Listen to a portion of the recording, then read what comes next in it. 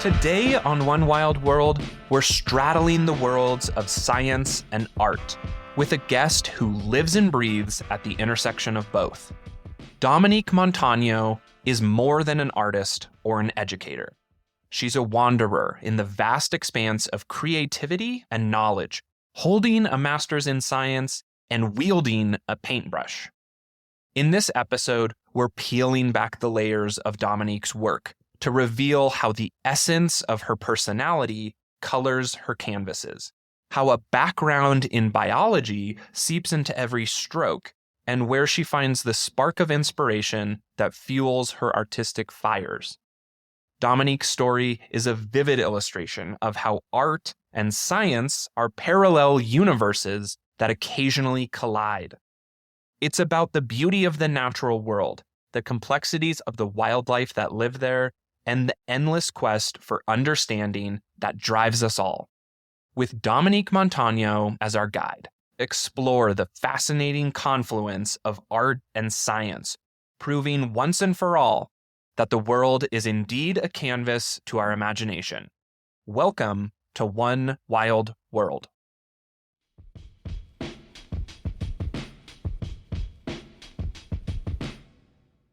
Dominique, welcome, and thanks for being on the show. Thank you for having me. Can you expand a little bit more on what you do? Yeah, I really enjoy art. I've always been drawing on and off. Really took a liking to it in the past 10 years and started taking it very seriously and found an avenue for it professionally. I started really small and just got really lucky and really fortunate along the way, and sometimes creating my own opportunities where I've been able to sell art and make art as commissioned work, as scientific illustration, work that's used in some classrooms. And I integrated a lot in my own teaching, so I teach middle and high school now. This job kind of just fell in my lap, and I've always really enjoyed educating and being in a position where I'm able to teach because you learn so much, and it's just such a very rewarding job. I was a professional artist for several years, so I would go from festival to festival in the summer and then create over the fall and the spring and sort of bounce around and really interact with a lot of people and get really good suggestions. And my master's degree work and my undergrad degree work, I was really drawn to comparative physiology of animals, so how they move, how they interact with their environment. I did my master's thesis on it. And I just really wanted to learn how to communicate that through art. There's such a complex topic, and it allowed me to build these really awesome pieces that could be really functional and fun, but also scientifically accurate. And you can really create a lot of fun inspiration with it for people that view it and have a lot of questions. That's not just, I wanted to paint a cheetah. I'd like to encourage myself to go deeper and utilize what I know and bring in inspiration from science and media and literature and songs and different things to really amplify a piece and have everything be very unique in its inspiration and what it was trying to say, from the colors to the pose to the stance to even the materials used to make it. I just have learned over the years the value of art as a tool for communicating things visually. It's a really underutilized tool to open up and explore ideas or certain illustrative concepts, stuff that can be super complex or could be just a wall of text, and figuring out how to explore it visually, I think opens up a lot of doors to a lot of different audiences and the ability to really engage with people conceptually. There's just so much unexplored territory there, and it's fun. So I love exploring it, and I love being able to tap into people's sense of inspiration and get people to say, wow, that's really awesome and that's cool, and more importantly, get them engaged about the animal subject. And with my background in zoology, being able to talk about the animals and their features, it opens up such an interesting window where you really get to humanize people, especially as a scientist. Being able to communicate with people is part of the job, and so it's rewarding to really be able to get that. And this understanding can be there if only we let it and we find proper vehicles for it. That communication element is so important. And I think you have a really unique perspective being an artist, because I think a lot of times, whether it's scientists or researchers, their first tool is the science or the math, and communicating those can be effective. But I think art has a really interesting way of drawing an emotion out of people. I think oftentimes if you're trying to do a call to action or trying to get people to feel a certain way, that art is much more effective at doing that than numbers will ever be.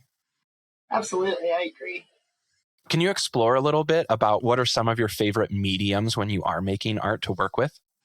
Pretty much inks. Some important features is my art are lots of lines. I like having really tight, clear definition of what's being painted. When I first started out, I tried to be too hyper-realistic, and hyper-realism is a skill that takes so much time and effort to even learn how to begin to do it. And I just was kind of like, maybe I'm trying to chase something and not letting my art be my own art. And so it just kind of became its own thing. It's fun if you go back through my Instagram, you can see the development where I try and go less hyper-realistic and more into just really exploring the properties of the medium. So when I started, it was a lot of ink work, a lot of charcoals, and I still integrate both of those, but more of my style on it. So I really liked playing with watercolors because they can give a certain translucent look to the piece, and you can kind of layer them, and it creates intense depth to the color, and you can also back it out and lift it so you have patches of translucence and really interesting qualities that can make the pieces kind of fold into the canvas a little bit and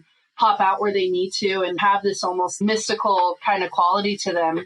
Later in my career, I really enjoyed watercolors with inks because watercolors, water's going to run where it wants to run, and you can tighten up lines with ink. And I think this came from, I pretty much grew up absorbing and digesting comic books, and I just enjoyed a lot of the artwork. Can't remember the artist's name, but Daredevil. There was this run of Daredevil where it was just such cool looking artwork where it was like tight lines, and the way they used color in it was just so cool.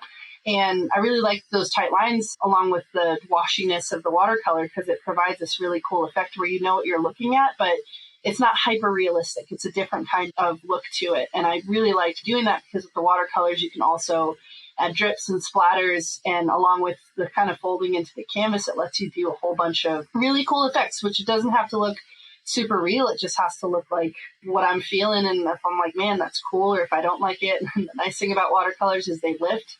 So you can remix them with water and lift them out and blot them with a paper towel or something. So if I totally hate a color, it's not the end of the world. It's not like oils where if you put it on, it's like, ooh, it's on. You got to wait forever for it to dry now before you can fix it. And for me, being such a I got to do this, I want to do this right now, it provides a really good opportunity for me to continually work at it. And if I hate it, back it out and kind of go at it again, which is nice. But I would say inks and watercolors and just regular inks are probably the mediums that I continually go back to pretty frequently.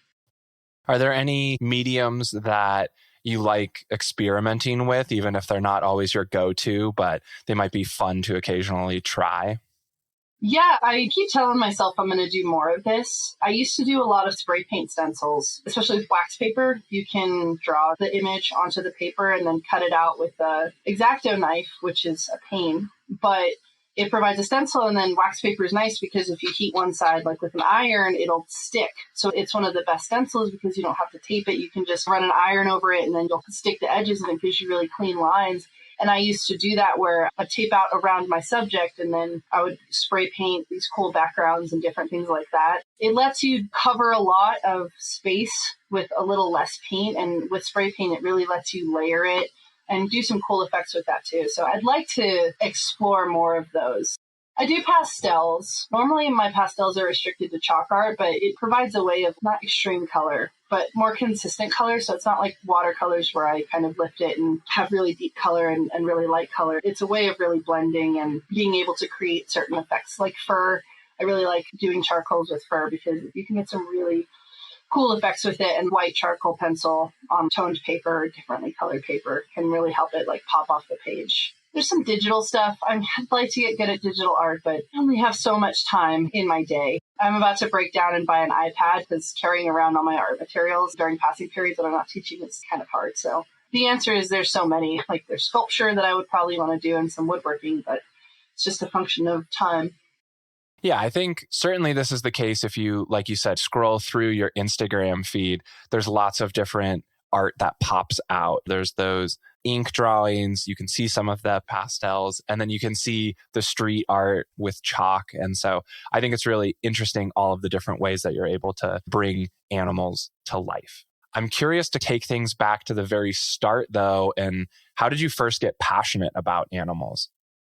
I've wanted to work with animals since I could remember. Every time we went to the library, I would seek out all the animal books. Every time I saw a dog breed book, I would just look through it and I want to know all the dog breeds. And I wanted like every single breed of dog and couldn't have them. So I was like, I'm just going to learn about them. I could tell you about every breed of dog when I was a kid. It's just, there's so many.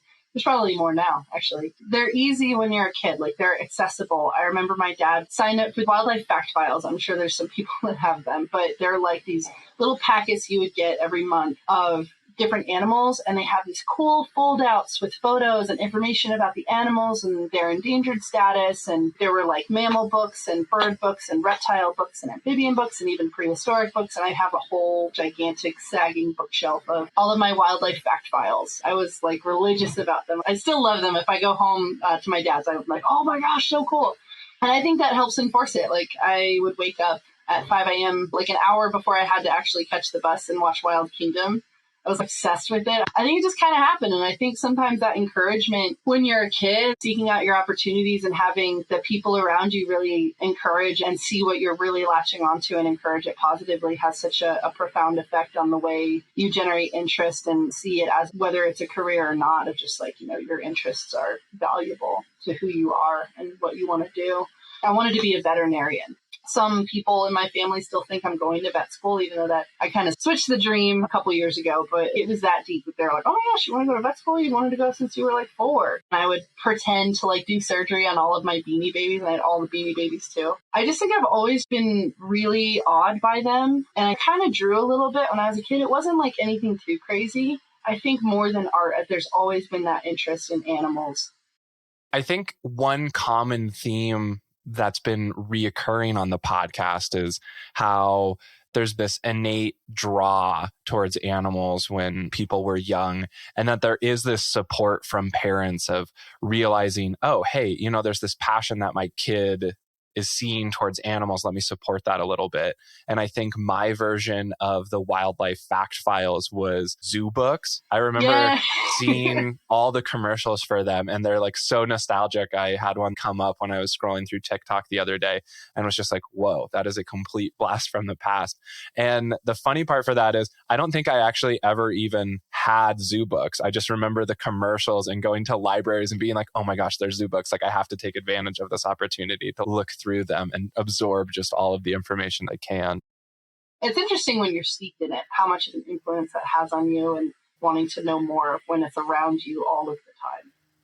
And I think also growing up at a time where Beanie Babies were as prevalent in pop culture as, like you were saying, I definitely had a lot of Beanie Babies. And so I wonder if there's a statistical grouping of people that liked animals or grew up and are working in some form with animals, and then people that also had Beanie Babies as a kid. I'm sure there's a great Venn diagram out there somewhere for it. Were you always interested in art, especially with animals, or did that kind of come through time? I think the animals thing ran deeper than the art thing did. I sketched on and off because my grandma is an artist. She does these amazing pastel arts. And sometimes I would be around her when she would do those. I think maybe middle school, when I really started reading comic books, I think it was that comic book connection where it was just like I liked the art in it. I still have all of my original drawings where I would copy what I was seeing of like Spider-Man and stuff like that. And I would draw them on graph paper because it's what I had. And then these kids at school were like, graph paper, you're cheating, man. And so then I was like, all right, I'll draw it on like accurate paper. So yeah, my earliest art was just all comic book art. Flash, and there's a Daredevil one. So it was a lot of comic book art. I actually did people portraits too. I was really good at those. I did one for my mom of Billie Holiday and Louis Armstrong, and the Billie Holiday one was like crazy good. So I know I do have the capacity for people. I just don't really do it anymore. And then I just started shifting to animals. Like, I would dabble, but not like seriously. It was really when I started taking art seriously 6 years ago that it started becoming animal centric, which probably related to that's when I was really studying them and really steeped in them. And because I don't think I've really ever gone back to the comic book stuff. I never really thought about that. That's interesting. How would you say that your personality is reflected now in the art that you do of animals? It definitely has what inspires me in it, with the locomotion and the interest in the ways animals move in their environment. It's a big emphasis on environment or lack of environment and movement. I want the piece to feel a certain way, if that makes sense. I want it to have weight to it. There's certain poses that I know, like, I continually, for every single animal, I'm like, oh, I want to do that. And if it's the same pose, it's like, I don't care. It's a cool pose.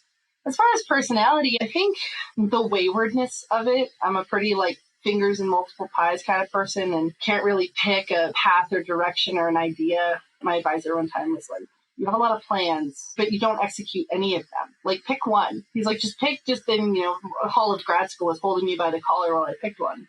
I think the waywardness, yeah, I like going beyond different environments and mixing colors and being able to have a sort of loose but defined. It has a general sense of what it is. You can tell it's a pronghorn, but inside the colors are mixed in certain areas and accurate in others. Loose but confined. Love it. I'm here for it. And I think we talked about the pronghorn painting behind us, which we got to actually come out for a day and film a video about kind of your process of it. So after you're done listening to the podcast, for listeners, there is extra Dominique Montano footage out there that you can supplement into your life. And I think for me, that was this amazing awestruck moment that I had filming this episode, because as much as I would like to be, I'm not very artistically inclined.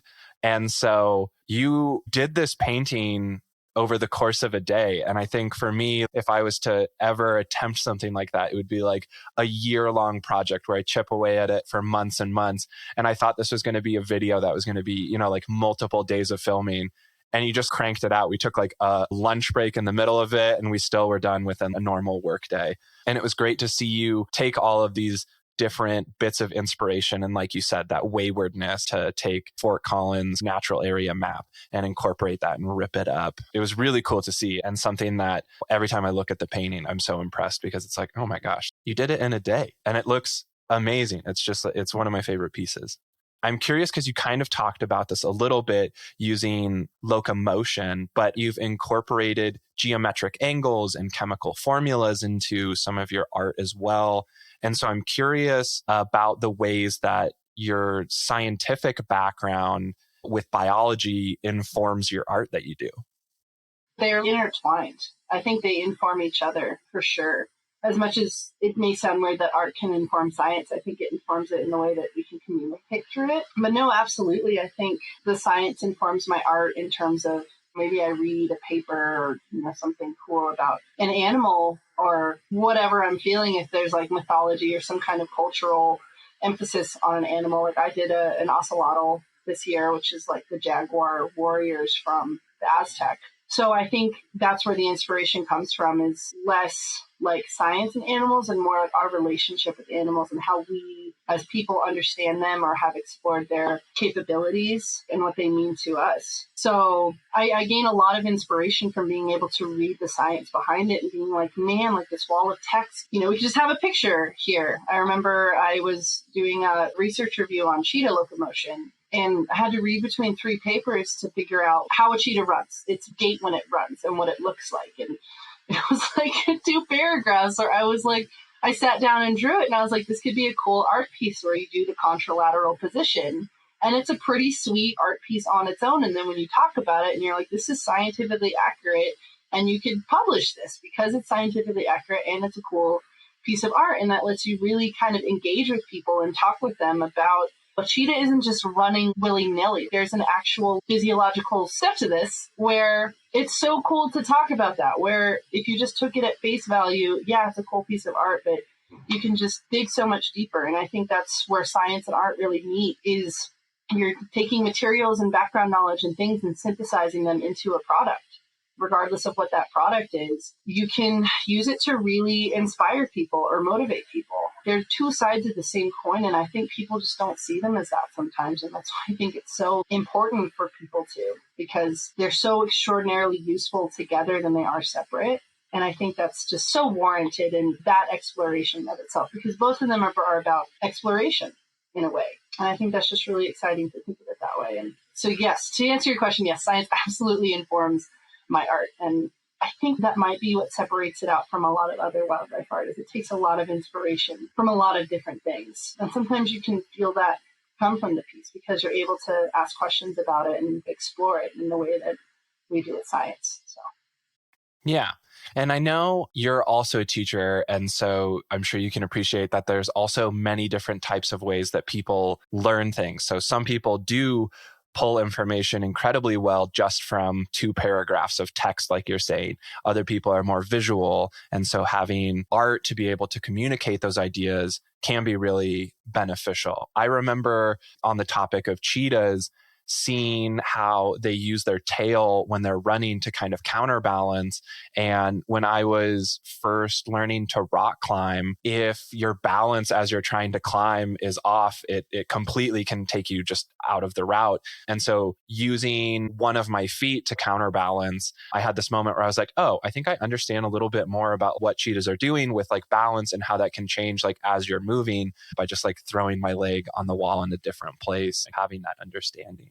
You were also talking about being and finding that inspiration. And so I'm curious about what are the few of the ways that you try to find inspirations for the designs that you do? I read. Same thing with science. I read less nowadays, the different distractions that exist in the world, where when I actually read something, I'm like, gosh, this is such a great feeling. I need to do this more. I read literature, not just scientific literature. Like I said, like the cultural component of animals or lessons and things like that. It's interesting to take it and then look at the scientific context for where some of the associations or the legends came from. I think it's exciting to explore that. There's a lot of watching Our Planet, even just watching stuff. Like, it's funny how you can be visually inspired to make even more visual things. That's just like an endless Russian doll of visual inspiration. I think that's the challenge. It's like, how do you take such a cool Our Planet documentary and remove David Attenborough's voice and make it into a static 2-dimensional piece and have it be really engaging, and all you can say is right there and that's it.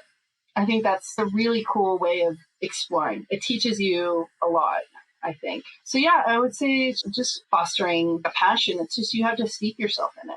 You have to just be around it and provide yourself opportunities to be around it. I don't think inspiration is just going to always be there. There's times when it's not crazy there, and when you can rubber band snap back and be like, whoa, like this would be so cool to be able to sit down and translate this into a visual form. I think that's when you're able to do a lot of stuff. It's just walking around and sometimes it'll just hit. I feel like that happens a lot where I'll just see a picture of something or even things that are happening. Like, I didn't have the time to do it, but I was like, oh, it's a Super Bowl. I should do like an Eagles piece because I wanted the Eagles to win. So I think it can come from a lot of different places. I think it's really fun when I can synthesize 2 or 3 ideas together, which is hard to do and sometimes can feel messy. But if you can get it together, like, there's so many layers that you can talk about and things that you can bring into a piece. So I like that aspect of it. And I think inspiration can come from anywhere, but sometimes you really have to provide yourself opportunities in which you can be motivated and inspired to continually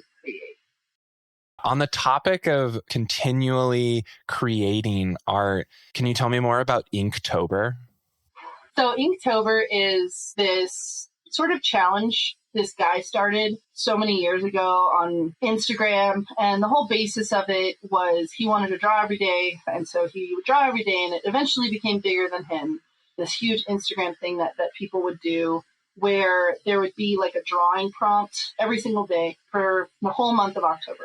And the goal was to draw every single day. You could be on prompt, you could be off prompt. It didn't have to be ink. Just the goal was to just continuously be creative. And the first year I did it, I was like, my goodness, this is so difficult, because when you're kind of a perfectionist, it teaches you just get it done. It teaches you in terms of deadlines and just being able to challenge yourself every day. Like, nothing has to be perfect. I think Inktober was a really critical development in my art too, because it was the first time I was able to step outside the scientific illustrations with one specific animal subject. And I would really bring in a whole lot of different topics. Like, one of the topics was clock, and I did a turtle with a watchtower coming out of its back, which obviously isn't scientifically accurate, but it was a really cool exploration of like, oh, this concept of time, and many species of turtles have a lot of it. And that actually turned into my own challenge, where every single year of October, I have to have a turtle with something coming out of its back.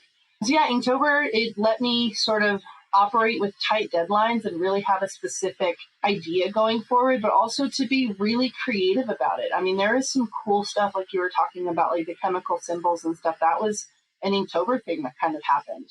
And so it really lets you be creative and sort of take the locks off of some of your creative limits and just remember what it's like and where you can draw inspiration from. And remember that it doesn't have to be perfect, and you can step outside your bounds, and you can continuously create, not for the sake of having something, oh my gosh, I have to sell this. No, this is a sketchbook, and you do it for the craft, and you do it for your enjoyment and for your inspiration. And if something really cool comes out of it, fantastic, but that's not the goal. The Inktober challenge, and like you said, the deadline with that, even though it's artificial, is on the shorter timeline for the pieces of art that you make. How about with some of the murals that you've done? How do you approach something like that, and what's the process of painting murals? I think large scale murals is probably the thing I've done the least of. I can surprise myself a lot with when I'm asked to do something and like people are watching, I do it. Like I'm my own worst enemy, where if I'm in a room and I have to work on a painting, I'll get distracted by everything and push it off. But like there was this mural fest in Fraser this past summer, and it was like 8 feet by 8 feet, these 2 pieces of wood. And you had 2 days to do an 8 foot by 8 foot mural, which isn't impossible, but you have to be on it. And we had a 2-hour rain delay, which like dug into it too. By the end, I spit out like this really sick mural, and I was like, I don't know, sometimes just be locked in. I think with the murals, you have to have an idea of color scheme for sure. Do you have all the materials that you need for it? I saw people my first year when I did Fort Collins mural project, they had the paint rollers. And I was like, oh my gosh, that's brilliant. Like what a perfect way to be able to apply paint without brush strokes and multiple coats. So I always have like paint rollers on me for like if I need to do any background color, or I did this mural of Cam the Ram, and that came in handy when it comes to large like swatches of color. But like with any painting, you have to know how to layer it. Are you going to do your darks first? Are you going to do your lights first? Like what is your primary color you're going to focus on? It's sometimes tough, like with any piece for me, where I'll kind of question it about a quarter of the way through and be like, oh, I don't know if this is how this is looking. And you just have to continually build at it and work those lines and the layering of the color. And the more you step back from it too, really helps too. Like sometimes if I'm like not feeling it, or if I'm just like, I'm pushing too hard, I need to go do a lap around the block. Yeah, but preparation for murals is make sure my headphones are charged and make sure I have my materials. And Fort Collins mural project, I bought a projector because I did a mural thing for my climbing gym and with 2 other artists, and they brought a projector. And I was like, that's brilliant, because the hardest part for me with art is just the starting of it, because you have to have that initial sketch done so well. And if your proportions are correct and the angles are correct and everything looks good, then it's just like kind of paint by numbers at that point. It's the hardest thing to execute. And when you have murals, the hardest part is just so much space where you're working up close to draw and to get your outline going. And then you step back, and it's from the view where you're taking a step back and looking at this whole thing, this is off. And you're sitting there going back and forth and back and forth and back and forth. Or you can just do all of your initial sketch on a piece of paper that's proportioned correctly, and then just project it onto whatever your surface is, and then outline it and then go from there. And that was a game changer for me, because I think I had like 22-foot wall as my first mural. And I was wow. And like you're on ladders and you're on lifts, and some people have bigger stuff than that. And so projectors are like a must-have for mural artists for sure.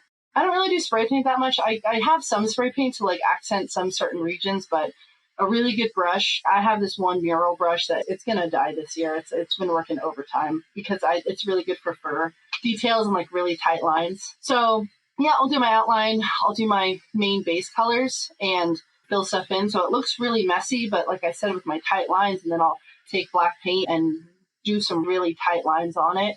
And a lot of the times when I do mural, I like to make it pop. So I try and bring some white out around all the edges. And so just like pops like right off the wall. It's really cool. I like it a lot, but you have to be prepared for weather and going up and down ladders and working in hot weather or sometimes rain. And you just have to be really malleable. It's a great experience. Has there been anything that's been surprising that you've learned about animals through doing your art? There was something that I think it was like sled dogs or something. We're learning about energy, and I was like, man, a day for sled dog energetics, because they are unbelievably incredible specimens physiologically, and not just like your average husky, like the bred sled dogs like made for this activity. I was just reading about the endurance of them, and it took me back to like that cheetah piece that I did. I was like, oh, I should do more pieces of gaits while running. And a wolf was one of them. And so I was looking a lot into the energetics because I wanted to be able to talk about the differences between something like a cheetah that's built for speed and something like a sled dog or a wolf that's built for endurance. So there were some really cool nuggets that came from that. What do you think the greatest threat to animals or wildlife is? The greatest threat to animals, there's no space. We're in their space. We can't coexist with them unless we want to. And I think our inability to communicate with each other and come to agreements about the realities, no matter what your background is or your beliefs, there are realities in the way people perceive how their lives are led. Whether it's true or misinterpreted or not, that's what they believe, right? And I think that inability for us to communicate and not dig our heels in is going to be the worst thing. And not to make everything like we all need to just be friends and the animals, but we need to be able to cooperate. Like we don't have to like each other, but we really need to understand where we're at. Like animals can't move through effectively. There's no corridors for them. We just actually did a venture project here at the school on migratory animals and looking at the reduction of animal migration. And we were able to look at effective habitat corridors, and surprise, there's nearly none through Fort Collins, and they have to go around us as people. And you can talk all day about reintroduction and protections and stuff like that, but if people don't enforce it, and if there aren't protected areas for new genetic populations to come and go without being poached illegally and taken out of the equation, it's an issue. There's no space for them to move, and we refuse to create that because it's a cavalcade of cascading issues where animals are dead last. And this is our world. This is what gives us our products that we use, the air that we breathe, the water that we drink. And I think we tend to think of ourselves as so self-sufficient. We can't be. Like, we have built everything in our world from a world that animals help maintain. A healthy animal system helps maintain. And I think our inability to recognize that is going to get us in a lot of really intense issues, because when the animals run out that create economic opportunities, then it's on to the next one and it's on to the next one. And especially in urbanized regions where we don't have that wildlife interaction as frequently as someone who may interact with them all the time, and their well-being and their livelihood and their culture relies on the presence of those animals. That's an issue. And I don't think we think about that in terms of what that will mean for like us as a people and us as a species. I don't know. It makes me really sad to think about, because it's just like animals are always thought about in the background, and only when it's convenient do we talk about them. Like the white rhino. Oh my gosh, it's so sad. Anyways, it's just, what can we do? And it's a general problem of we're not talking to each other, and so we can't get issues resolved. And that includes all of these other issues. And I think with people, my advisor said it really well one time. Same thing with like climate change, where it's, the world will be fine. The world has been here for billions and billions of years. So it'll go on, but vastly differently, and we won't. We're built off of something different. We're in this ecosystem too. We are the biggest threat to animals. We've always been the biggest threat to animals, and our inability to acknowledge that, to really, truly acknowledge that and be like, you know what, this way is unsustainable, and we shouldn't have to make a case for why these animals are necessary, but apparently we do. And it's because they provide this ecosystem that we're in, and it will collapse. And we are a part of it too. We are not above it. We are not beneath it. We are a part of it. Sorry, it gets me really fired up because it's such a complex thing, but it's a very simple problem. It all comes back to us and our behavior, and namely our bad behavior. And we're not accountable for a lot of stuff. And we need to start to be. And you can say we as like the human species, and you can also say we as the people in charge of the stuff that can actually really help populations of animals bounce back, and the people that are also, in a way, in control of allowing the larger, gigantic we with all of the money and the power to generate those opportunities. I appreciate when people get fired up about it, because it's this multi-caveat problem with no easy solution. And yet it seems like there are easy solutions. And I think a lot of the time action comes from a place of awareness. Obviously, I'm a little bit biased as someone who tries to do animal education a lot. But I think then that kind of circles back to a component that we talked about at the start of the podcast, where you can provide numbers and the science behind things all of the time, but it doesn't really motivate people. But if you can activate them emotionally, I think it can. And I think, again, art is a great way to do that. One last question, Dominique. How best can people find your art and support you as an artist? Follow me on Instagram. I think I'm most active on Instagram. I'm trying to get away from Etsy because it bugs me.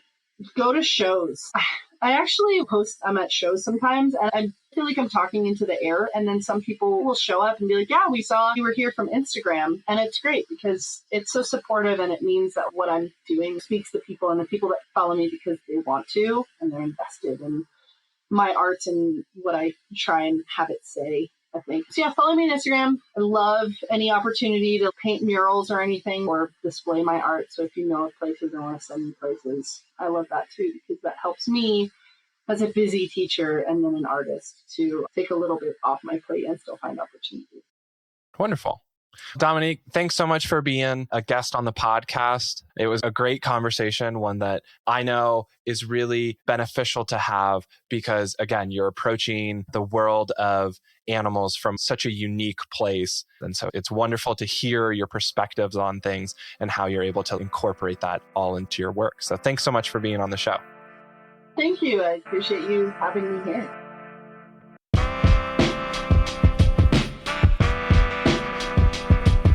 If you enjoyed this conversation, subscribe. And to find out more about the work we do to support animals, visit our website at theechofilm.com. Follow us on Instagram at theechoanimals and follow our TikTok at creature.feature. On behalf of all creatures, big and small, thank you for listening.